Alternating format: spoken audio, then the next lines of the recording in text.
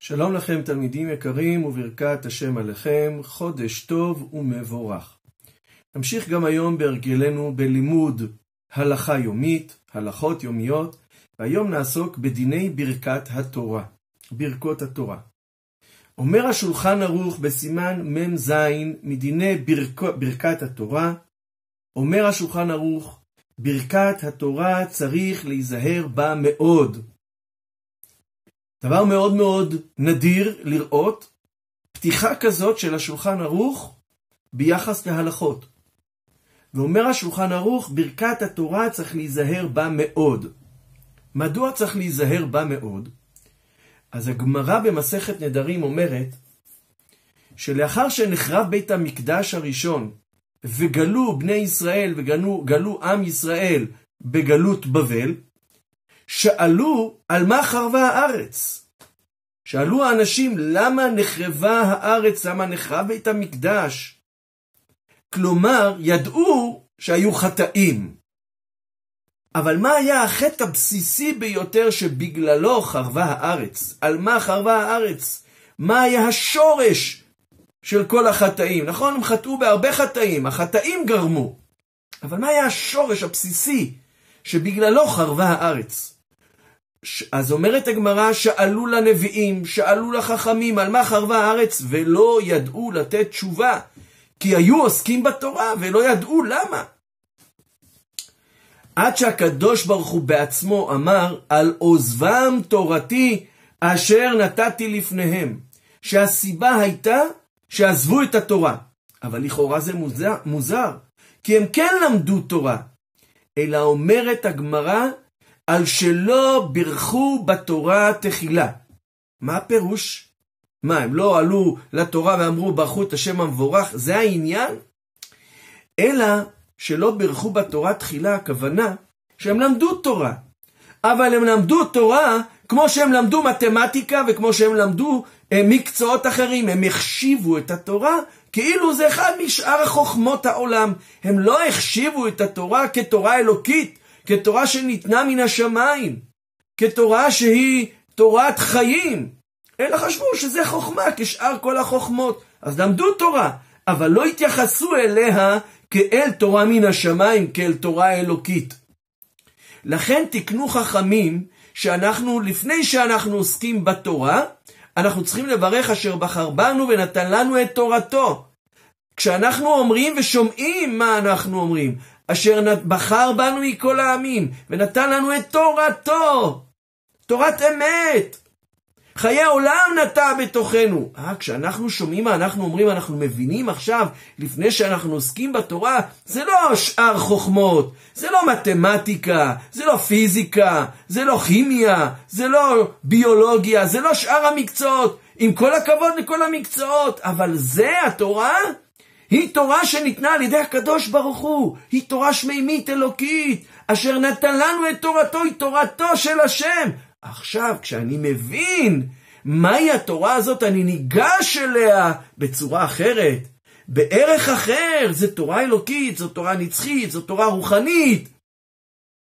לכן אומר השולחן ערוך, ברכת התורה צריך להיזהר בה מאוד. באמת הגמרא שואלת שם עוד שאלה. מדוע בניהם של תלמידי חכמים לא ממשיכים בדרכם, וגם הבנים הם לא תלמידי חכמים כמו האבות? באמת אנחנו יכולים לראות הרבה פעמים, לראות רבנים גדולים, שהבנים שלהם לא ממשיכים בדרכם, הם לא גדולי תורה כמו האבות שלהם. והגמרא שואלת, למה? הרי זה באמת היה מקובל לפחות בדורות הקודמים, שהבנים הולכים בדרכי האבות. אם האבא היה נגר, אז הבן המשיך את דרכו וגם הוא נהיה נגר. זה היה מאוד מקובל בזמנם. ואם האבא היה אופה, היה לו בית מאפה, אז הבן היה ממשיך דרכו של האבא. אז באמת השאלה מתבקשת היא, למה הבנים של תלמידי החכמים לא המשיכו בדרכם של אבותיהם, וגם הם אינם גדולים, למה הם לא גדולים בתורה כמו האבות? ועונה הגמרא בדיוק את אותו דבר, על שלא ברכו בתורה תחילה. כלומר, הבנים האלה כשהם בקטנותם למדו תורה, למה הם למדו תורה? כי הם ראו את אבא שלהם. אז אם האבא עושה, גם אני עושה. אבל לא בגלל שהם הבינו מהי משמעותה ומהותה של התורה, שהיא תורה מן השמיים שניתנה על ידי הקדוש ברוך הוא? אז למה הם למדו תורה? כי אבא לומד.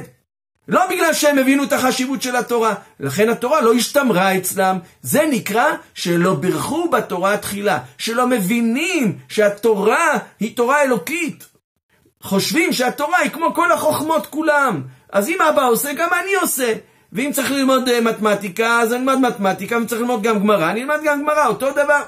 לכן התקינו לומר את ברכת התורה, ולכן אומר השולחן ערוך, ברכת התורה צריך להיזהר בה מאוד, צריך להיזהר בה מאוד, והמשנה ברורה אומר, ויברך אותה בשמחה גדולה. זכינו לקבל תורה מן השמיים, לקבל תורה אלוקית, תורה שמימית, לכן צריך להיזהר בה מאוד, וצריך לברך אותה בשמחה. ברכת התורה, אומר השולחן ערוך בסעיף הבא, צריך לברך בין למקרא, בין למשנה, בין לגמרא ובין למדרש. כלומר, לא משנה באיזה חלק מחלקי התורה, על כל חלק וחלק חייב לפני שאתה מתחיל ללמוד, לברך ברכת התורה.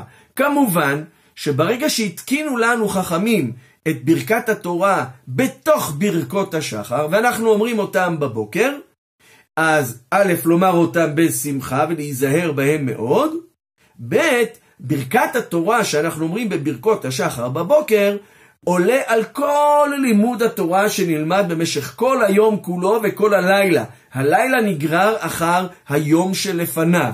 ולכן צריך להקפיד לברך בברכות השחר, לברך גם, התקינו לנו לומר את ברכות התורה, והם פותרים את כל הלימוד שנלמד במשך כל היום כולו, אבל בעיקרון צריך לדעת שכל חלק מחלקי התורה מצריך ברכת התורה.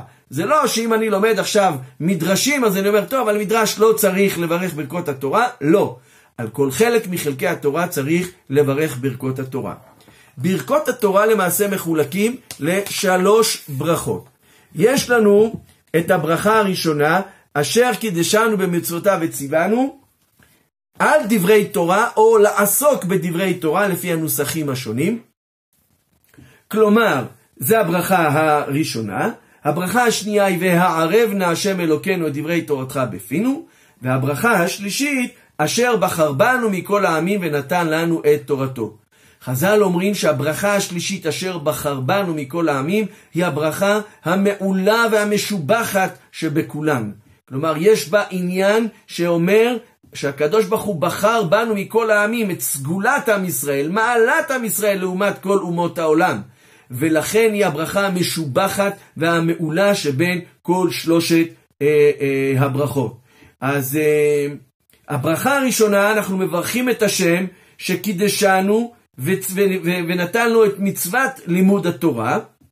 הברכה השנייה, אנחנו מבקשים שהלימוד התורה יהיה מתוק וערב בפינו ובפיותיהם של בנינו ובני בנינו אחרינו, והערבנה, שזה יהיה ערב לנו, לימוד התורה הוא כל כך נעים ותענוג, אז והערבנה, שזה יהיה נעים לנו הלימוד, שנהנה מן הלימוד עצמו. והברכה השלישית היא הברכה של סגולת עם ישראל, אשר בחר בנו מכל העמים ונתן לנו את תורתו.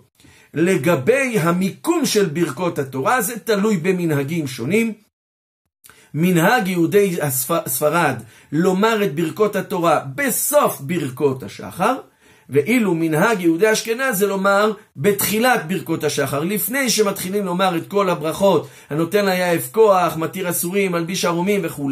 האשכנזים נוהגים לומר לפני ברכות השחר את ברכות התורה, והספרדים נוהגים לומר אותם בסוף ברכות השחר. בכל מקרה, לאחר שסיימנו לומר את שלושת ברכות השחר, אנחנו נוהגים לומר את הפסוקים יברכך השם וישמרך, יאר השם פניו אליך ויחונקה. למה נהגו לומר את הפרשה הזאת? א', כדי לקרוא פסוקים של תורה סמוך לברכת התורה. שיהיה ברכת התורה ומיד יהיה על מה לחול ברכת התורה, על פסוקים מן התורה, ובחרו את הפסוקים הללו משתי סיבות. א', כי זו פרשייה אחת שלמה, פרשת ברכת כהנים היא פרשה אחת שלמה, ולכן אנחנו קוראים כל שלושת הפסוקים הללו כפרשה שלמה, סמוך לברכת התורה, כדי שתחול ברכת התורה על הפסוקים הללו, על לימוד תורה, מיד אנחנו לומדים תורה. זה פירוש אחד. פירוש שני, מכיוון שהפסוקים הללו עוסקים בברכה, ולכן אנחנו בסמוך לברכת התורה אומרים פסוקים שיש בהם מעניין של ברכה. יהי רצון שנזכה באמת שתחול עלינו ברכת כהנים, שיהיה יום טוב לכולנו.